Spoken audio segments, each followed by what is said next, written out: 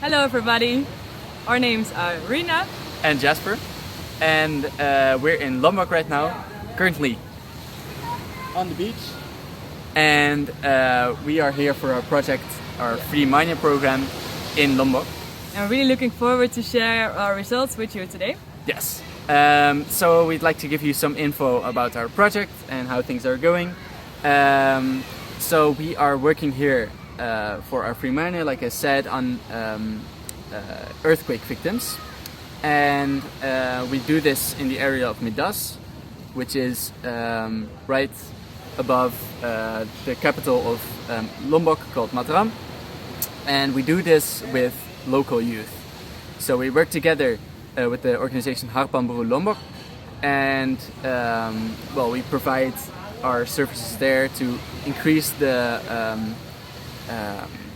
togetherness of the youth group here, so that they can help themselves out of the situation of the earthquake. Yeah, and we started like this by doing some interviews with important people, for example the Kadus or the RT, so the head of the villages.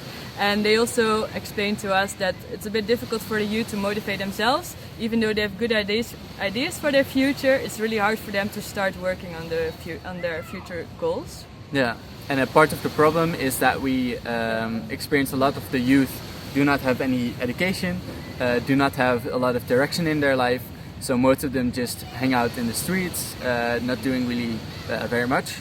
And we got this also from out of all the interviews that we have had.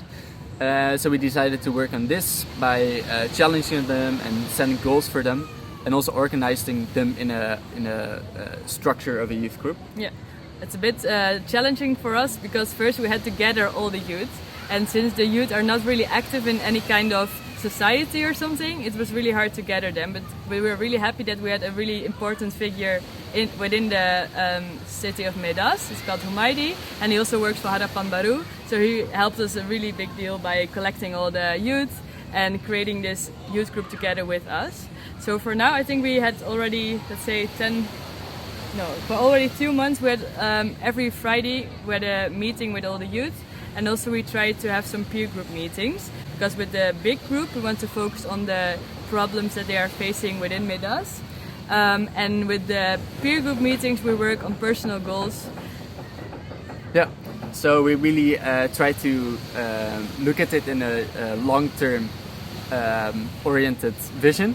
So we don't really care that much about results in the short term. I mean, it's important, of course. For example, we started the library in the short term, so that we actually could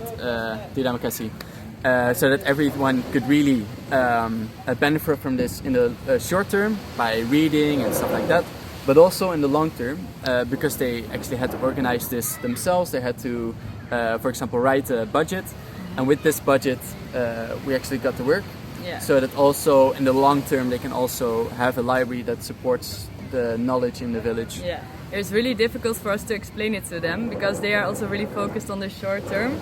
So they were asking the whole time, like, so when do we finally start things like this? But I think now they finally realized that we made a lot of progress already, and that we already created a really strong group now, because they actually reflected on this maybe 2 weeks ago, and they were like, yeah, we really did something already. So they are also really happy.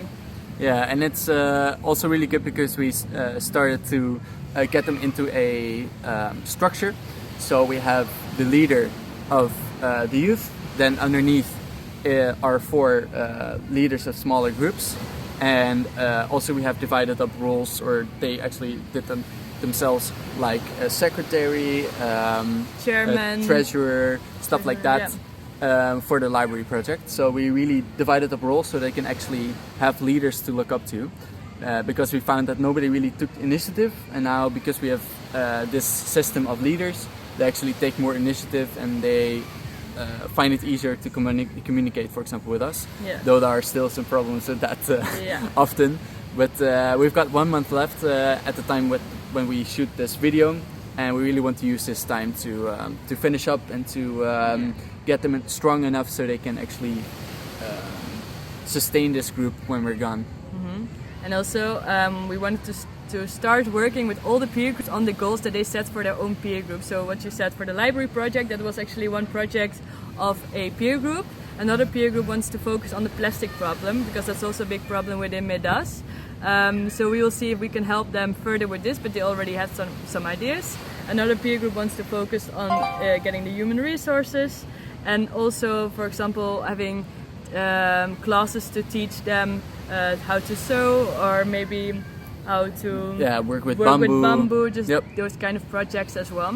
So that it will last for a longer time, and that they can also return something to the village of Medas. Yeah, and in part this was funded by Harapan Buruh Lombok because they had a budget for us from the start, but also by our fundraising. We did a fundraiser to increase the budget for activities, and we hope to be able to spend a lot of it on really sustainable programs for the rest of this month that we have. Yeah, so that's it.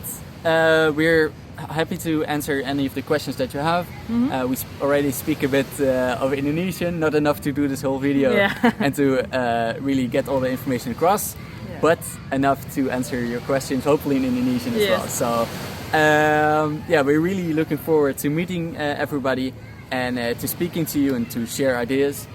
And we'll see you very soon. Ya, terima kasih dan sampai jumpa. Ya, sampai jumpa.